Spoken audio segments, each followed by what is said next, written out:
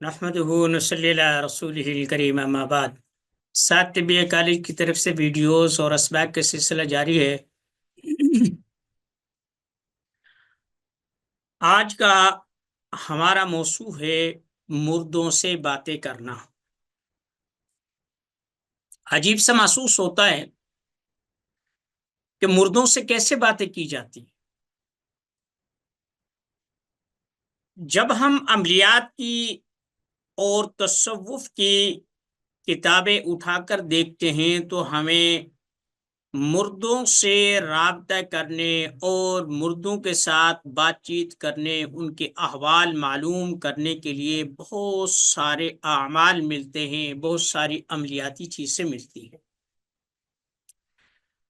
تصوف میں بھی اور ہمارے ہاں تو جو کشف و کرامات کا سلسلہ ایک چلتا ہے، لوگوں میں ایک کنسپٹ پایا جاتا ہے، وہ مردوں کے بارے میں بتاتے ہیں کہ اس کے ساتھ یہ ہو رہا ہے، اس کے ساتھ وہ ہو رہا ہے، وہ ایسا ہے، وہ ایسا ہے، میں نے خواب میں یہ دیکھا، میں نے ویسے دیکھا، ویسے دیکھا۔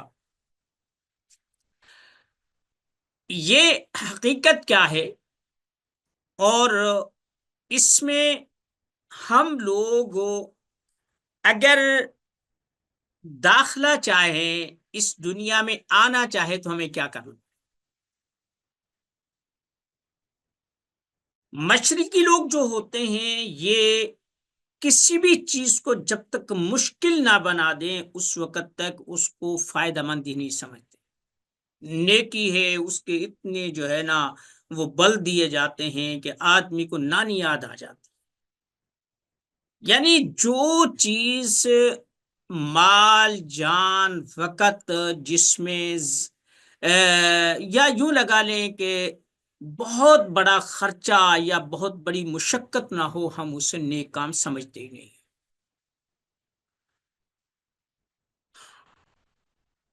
ایک عام رسومات ہی کو لگا لیں کہ جب تک ہم اجڑ نہ لیں، نہ ہمارے نکاح ہوتے ہیں، نہ ہمارے جنازے ہوتے ہیں، نہ ہمارے مردے بخشے جاتے ہیں، نہ ہماری خوشیاں پوری ہوتی ہیں۔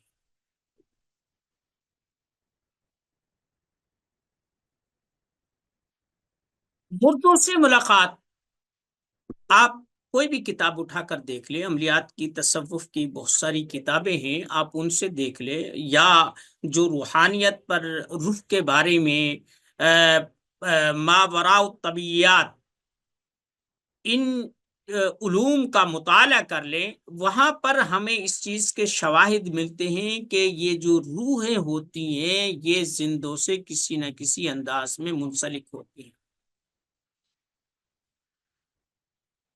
ہمارے والد صاحب کو اس دنیا سے گئے ہوئے تقریباً 20 سال کا عرصہ ہو چکا ہے۔ جن دنوں میں ان کی وفات ہوئی تھی میری زندگی ایک عجیب سے معاملے میں تھی۔ بس وہ ایک زندگی کا 20 سالہ دور ایسا تھا کہ نہ بتائے بنتی ہے اور نہ سنائے بنتی ہے۔ دنیا سے بالکل کٹ گیا تھا۔ کچھ معاملات ایسے تھے، مصائب ایسے تھے کہ کہیں یہاں پولیس گھیر لے گی، کہیں یہاں ایجنسیاں آ جائیں گی، یہاں فلاں کام ہو جائے گا، یہاں یہ ہو جائے گا، وہ ہو جائے گا۔ بس ہمارے اصل میں قوانین اور انصاف کا جو نظام ہے نا اتنا پیچیدہ ہے کہ کوئی صاف دودھ کا دھلا ہوا پانی بھی اس کے قریب سے گزر جائے تو اس کی زندگی کو یہ مدھول کر رکھ دیتے ہیں، اور اگر پیسہ ہے تو آپ کتنا بھی گندا مندہ ہو اسے یہ بالکل کلین چٹ دیتے ہیں، اس سے کچھ نہیں کہتے۔ 2 3 سال تک، بلکہ 4 سال تک میرے والد صاحب مجھے جاگتے میں بھی دکھتے تھے، یہ میں مشاہدہ بتا رہا ہوں، سپنے میں بھی دکھتے تھے۔ جب کوئی ناگہانی ہوتی، جب کوئی ایسی بات ہوتی کہ جس سے مجھے کسی قسم کی کوئی پریشانی ہوتی تو وہ مجھے آ کر بتاتے تھے۔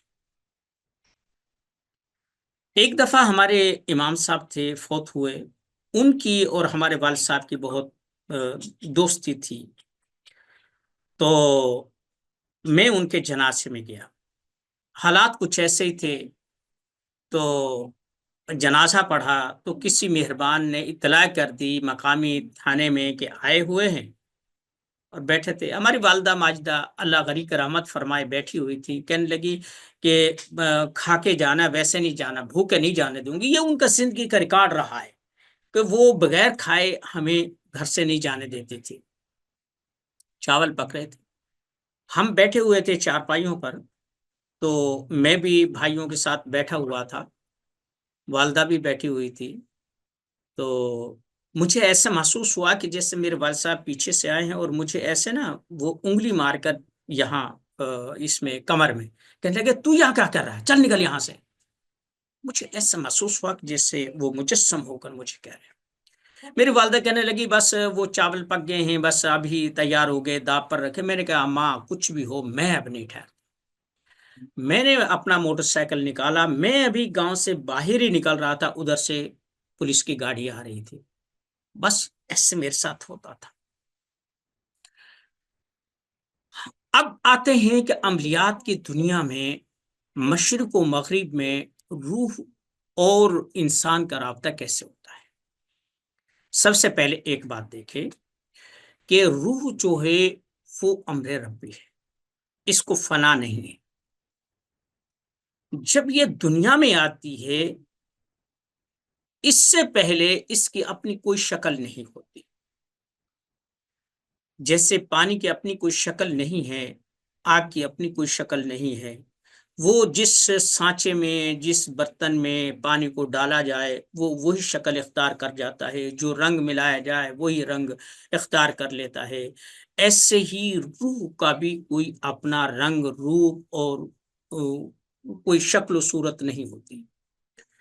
جب وہ کسی انسان کے اندر آ جائے یا پھونک دی جائے تو پھر اس جو وہ جسم ہوتا ہے اس کے مطابق وہ مجسم ہو جاتے۔ یعنی جب روح آتی ہے تو اس کی اپنا رنگ روپ نہیں ہوتا، ایک طاقت ہوتی ہے، اور جب وہ کسی کے اندر سرایت کر جائے تو پھر وہ جو جس وجود میں وہ آئی ہے وہ شکل و صورت اختیار کر لیتی۔ اب اس کی شناخت یہی شکل و صورت ہوتی ہے۔ بات سمجھ گئے؟ خوابوں میں ویسے اب دیکھیں نا، یہ کوئی ایسی بات نہیں ہے۔ شاہ ولی اللہ محدث دہلوی رحمۃ اللہ علیہ نے حجت اللہ البالغہ میں اور القول الجمیل میں کچھ ایسی باتیں کی ہیں کہ جو روح سے متعلقہ ہیں۔ وہ تو القول الجمیل میں یہ کہتے ہیں کہ جب آپ کسی قبر پر جا کر مردے کا حال معلوم کرتے ہیں تو وہ بھی معلوم ہوتا ہے، حتیٰ کہ نسبت تک یہ نقش بندی ہے، سہروردی ہے، قادری ہے وغیرہ وغیرہ، یہ بھی معلوم ہو جاتا ہے۔ شاہ ولی اللہ صاحب القول الجمیل میں یہ بھی کہتے ہیں کہ اگر کسی مصیبت کو، بلا کو ٹالنا ہو تو ہم کیسے کریں گے۔ ہم نے ان کے حوالے سے اپنی کتابوں میں لکھا ہے، جادو کی تاریخ میں لکھا ہے، اور اس کے علاوہ یہ کیا اسے بولتے ہیں، جادو کے بنیادی قوانین اور ان کا توڑ میں بھی لکھا ہے۔ ایک اور کتاب جو ابھی ترتیب دے رہا ہوں وہ ہے روحوں سے باتیں کرنے کے 100 طریقے۔ ہماری مشرقی روایات میں روح سے بات کرنے یا اس سے رابطہ کرنے کے لیے تقوی، طہارت، عقل حلال، صدق مقال، کم خوردن، کم خفتن، کم گفتن، پتہ نہیں کتنی ایسی وہ چیزیں لگا دیتے ہیں۔ یورپ والے جو کرتے ہیں، جنہیں ہم یہودی، سکھ، عیسائی یا کوئی بھی، یا دہریہ کوئی بھی وہ کہہ لیں، اس چیز سے میٹر نہیں کرتا کہ وہ لوگ کس مذہب، کس مسلک سے تعلق رکھتے ہیں۔ ہمارا موضوع ہے کہ وہ روح سے کیسے تعلق رکھتے ہیں۔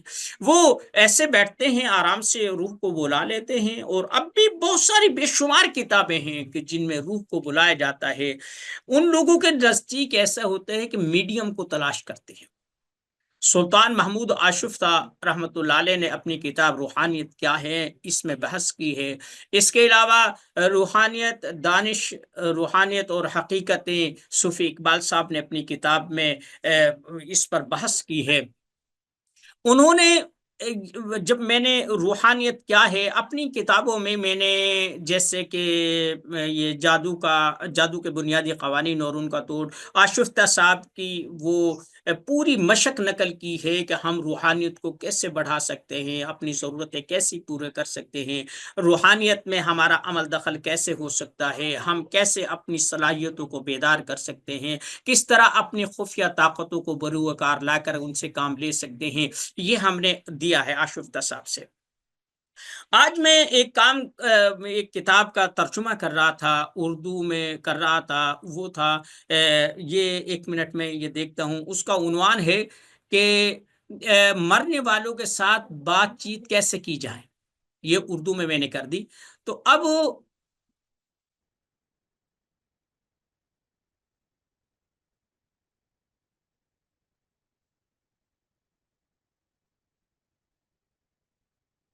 تو اس میں بہت سارے طریقے ہیں۔ دیکھیں وہ لوگ روح کو بلانے کے لیے میڈیم کا تلاش کرتے ہیں، اور یہ باقاعدہ ایک شعبہ ہے، اسے سکھایا جاتا ہے، اور وہاں پر اس کی ڈگریاں دی جاتی ہیں، ڈپلومے دیے جاتے ہیں، انہیں تربیت دی جاتی ہے، ایک خاص ترتیب کے ساتھ وہ اعمال کرائے جاتے ہیں، وہ میڈیم تلاش کرتے ہیں۔ جیسے کہ ہم بھی میڈیم تلاش کرتے ہیں، جب ہم کوئی چوری چکاری کا، کوئی حاضرات کا کوئی مسئلہ کرتے ہیں، تو ہماری کتابوں میں لکھا ہے کہ وہ 10-12 سال کا بچہ ہو یا خاتون ہو، خوبصورت بچہ ہو، وہ جھوٹ نہ بولتا ہو اور زیادہ ایسا نہ ہو، اسے ہم بٹھاتے ہیں، یہ اس کو میڈیم کہتے ہیں۔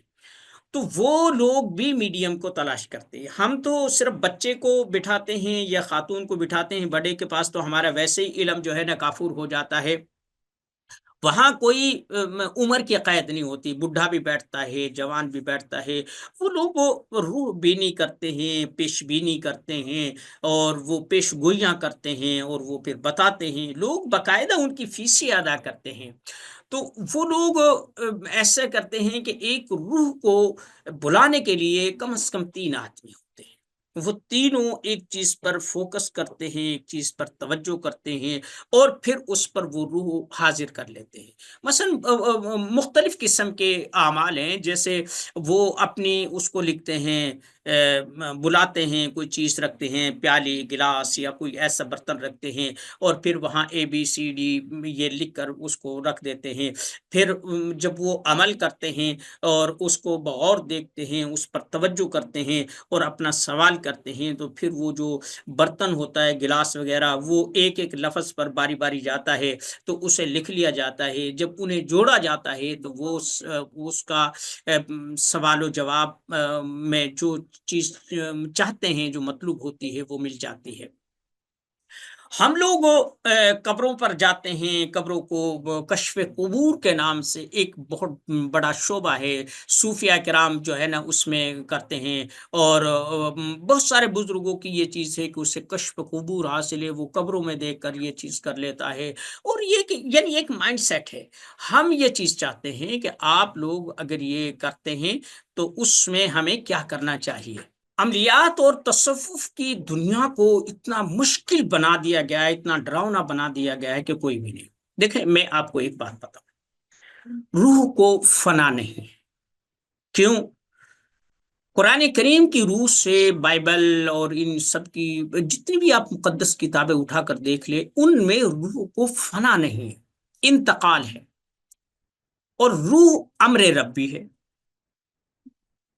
اور اس کے بارے میں یہ بات کی ہے کہ جب فَإِذَا سَوَّيْتُهُ وَنَفَخْتُ فِيهِ مِن رُوحِي، کہ میں نے اس انسان کے اندر اپنی روح کو پھونکا ہے،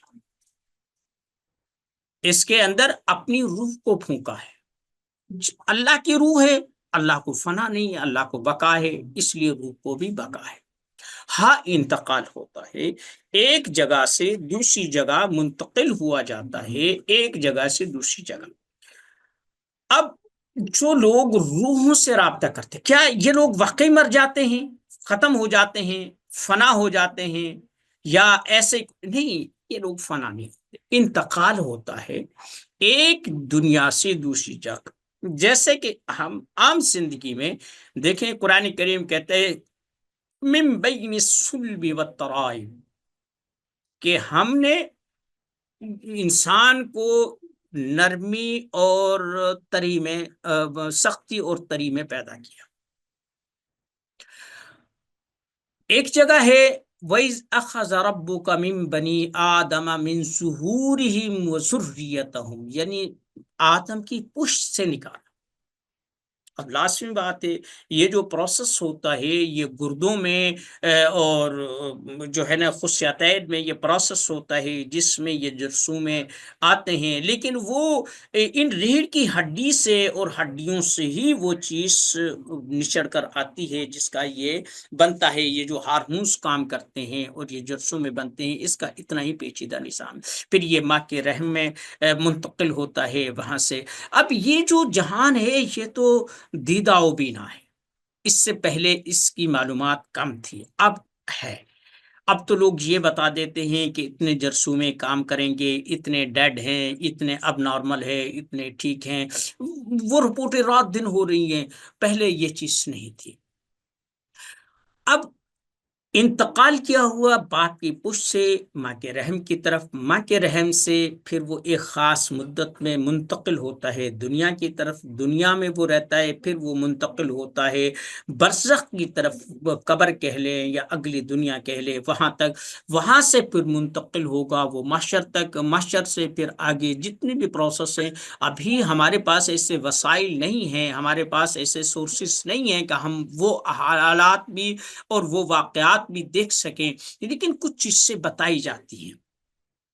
پھر یہ جو روحیں ہوتی ہیں ان کا انتقال ہوتا ہے ایک جگہ سے دوسری جگہ۔ یہ کوئی ضروری نہیں ہے کہ آج جو اس گھر میں، مثلا میں اس گھر میں آج رہ رہا ہوں، میں اس سے پہلے اور کہیں رہتا رہا ہوں، اور اگر اس کے بعد میں اس گھر سے کہیں منتقل ہوتا ہوں کہ میرا وجود منتقل ہوا ہے، یہ گھر خالی ہو گیا ہے مجھ سے، یہی چیز ہمارے ہاں ہوتی ہے۔ جو لوگ میڈیم ہوتے ہیں وہ یوں سمجھے کہ ایک پہاڑ ہے اور پہاڑ کے ایک طرف ہم کھڑے ہوئے ہیں، ہماری نظریں جا کر اس پہاڑ کی، اس چٹان کی اونچائی پر جا کر رک جاتی ہیں، آگے نہیں دیکھ سکتی۔ ایک آدمی وہ ہے کہ جو پہاڑ کی چوٹی پر کھڑا ہے، وہ ادھر بھی دیکھ رہا ہے، ادھر بھی دیکھ رہا ہے۔ قرآن کریم نے آراف کے نام سے اسے بتایا ہے کہ وہ نہ ادھر کے ہوں گے نہ ادھر کے ہوں گے، ادھر جہنم ہوگی ادھر جنت ہوگی۔ ایسے ہی اس دنیا میں اور روح کی دنیا میں ایک لنک ہوتا ہے، کچھ لوگ اوپر چڑھ کر وہ دیکھ لیتے ہیں، ان کی صلاحیت ہے، وہاں سے وہ آ جاتے ہیں۔ ہاں، یہ کوئی ضروری نہیں ہے کہ جب ہم کسی روح کو بلا کر اس سے سوال و جواب کریں وہ بالکل ایکوریٹ دے، نہیں بھائی، حتمی طور پر تو جس کتاب کے بارے میں اللہ نے کہا ہے ذالک الکتاب لا ریب فیہ، اس کتاب میں شک نہیں ہے، اس کے علاوہ حدیث اور باقی جو بھی کچھ ہے نا پھر اللہ کے حوالے ہے، یہ ہر چیز میں گنجائش ہوتی ہے، ہر چیز میں کمی زیادتی کی جو ہے نا گنجائش ہوتی ہے۔ ہم یہ نہیں کہتے کہ ممکن ہے کہ جو روح اسے بتا رہی ہے میڈیم کو، وہ اسے فالو کر بھی پایا ہے کہ نہیں، کیونکہ جب وہ اس جہان سے جو یہاں سے بہت بڑا ہے جب وہ منتقل ہوتا ہے تو اس کو علوم و فنون ہمارے اس سے بہت بڑے ہوئے ہوتے ہیں۔ ممکن ہے کہ جو چیز وہاں سے منتقل ہو رہی ہو اور جو رابطہ وہاں سے ہو رہا ہو، جو ریسیور ہے یعنی میڈیم ہے، جو درمیانہ جو آدمی ہے، وہ اس کا ادراک نہ کر سکتا ہو، وہ اپنی مرضی اور اپنی سمجھ و فہم اور اپنے علم کے مطابق اس کی تعبیر کر کے ہمیں بتا رہا ہو، یہ تو ہوتا ہے۔ لیکن لوگ مرتے نہیں ہیں، انتقال ہوتا ہے، اور یہ بہت بڑا امکان ہے کہ ہم اس سے کام لے سکے۔ میں آپ کو ایک اپنی زندگی کا ایک واقعہ بتاتا ہوں۔ کچھ دنوں تک میں نے نوکری بھی کی، ایک بڑے آفیسر کا فون آیا مجھے، نوکری بس اسی کا نام ہے کہ ٹی سی کر لو، چاپلوسی، جی حضوری، اس کے علاوہ نوکری کسی چیز کا نام نہیں ہے۔ تو وہ بلایا مجھے، کہنے لگا کہ میری سلیکشن ہونے لگی ہے، میرے مد مقابل دو تین ہے، آپ کچھ کریں کہ میرا قرائے نوکری نکل آئے۔ تو میں نے کہا اچھا، اللہ سے مانگتے ہیں۔ تو میں دھوپ میں ہم کام کر رہے تھے پہاڑوں میں، وہاں ڈرلنگ ہو رہی تھی، وہاں بہت کچھ ہو رہا تھا، میں وہ چیزیں شیئر نہیں کر سکتا، حساس محکمہ تھا۔ تو وہاں پر پہاڑوں پر اونچی نیچی جگہ پر ان لوگوں نے اپنی قبریں بنائی ہوئی تھیں، کہیں اتنے ٹیلے پر ہے، کہیں پہاڑ پر ہے، کہیں نیچے پر ہے، بس ایسے بنائی ہوئی تھی۔ تو وہاں پر کچھ قبریں تھیں، میں آپ کو اپنی ہڈ بیتی بتاتا ہوں۔ میں ٹہلتا ٹہلتا، دوپہر کا ٹائم تھا، پتھر شولے بنے ہوئے تھے، اتنی گرمی تھی، لو چل رہی تھی، بہت مشکل تھا، منہ لپیٹا اور وہاں چلا گیا۔ وہاں پر میں نے بیٹھ کر توجہ کی، فاتحہ خوانی کی، پھر قبر پر توجہ کی، یہ مجھے عمل ملا تھا کہیں سے۔ تو میں نے دیکھا کہ وہاں ایک نا پٹھان بابا ہیں، یہاں سے ایسی اس کی داڑھی تھی، یہاں اتنی سی یہ چیز خالی تھی، اور وہ ٹوپی پہنی ہوئی تھی یہاں تک، ایسے اس کے بال تھے، یہاں سے کچھ گنج تھا، بس جو پٹھانوں کی حیت ہوتی ہے۔ جب میں نے دیکھا تو وہ اٹھا، اس نے کہا کیا بات ہے؟ میں نے اسے سلام دعا لی، ساری چیز کی، میں نے کہا ایسے ایسے بات ہے، اور یہ میرا معاملہ ہے، میں نے آپ کو اب بھی فاتحہ خوانی کی ہے، اگر میرا کام ہو گیا تو میں دوبارہ پھر فاتحہ پڑھوں گا آپ کے پاس آ کر، اور آپ کی مہربانی ہوگی۔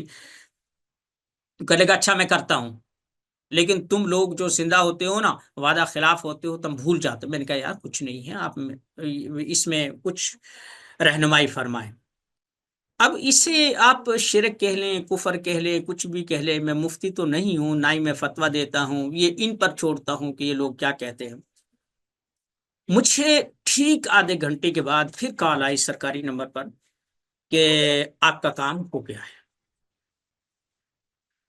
اس نے مجھے مبارکباد دی، بس اس کے بعد پھر کام دھندے میں لگے نہیں گیا۔ کچھ ماہ گزرے، میں بھول گیا کہ میں نے یہ کام کیا تھا یا وہاں گیا تھا، بس انسان ہے نا، نا شکرا ہے، بھول جاتا ہے بہت وَإِذَا أَنْعَمْنَا عَلَى الْإِنسَانِ أَعْرَضَ وَنَأَىٰ بِجَانِبِهِ، کہ جب ہم اس پر انعام کرتے ہیں تو یہ ہم سے منہ پھیر لیتا ہے۔ وَإِذَا مَسَّهُ الشَّرُّ فَذُو دُعَاءٍ عَرِيضٍ، اور جب اب کوئی تکلیف پہنچتی ہے تو لمبا چوڑا جو ہے نا یہ آوازاری کرتے ہیں اور وہ کرتے ہیں۔